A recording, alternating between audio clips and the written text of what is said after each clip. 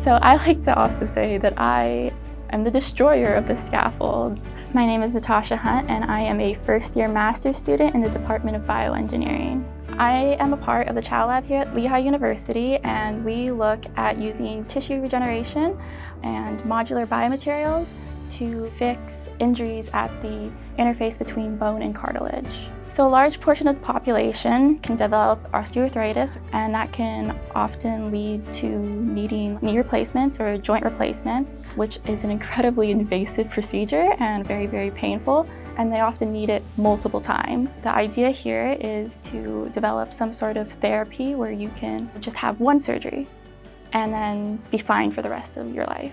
I like to say that we're building little homes for the cells to live in, and hopefully they can thrive and grow there. We give them different cues to tell them, oh, you should grow this tissue here, that tissue over there.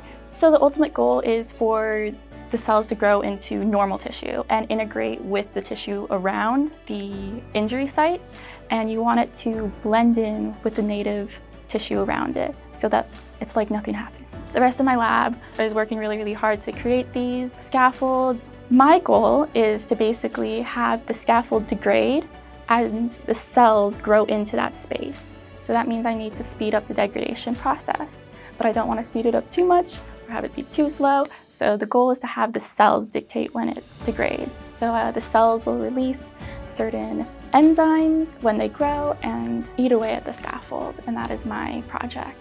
I decided to come to Lehigh for research and for engineering in general, just because it was a small school with big school resources. You can just really, really get deeply involved in research, which is amazing.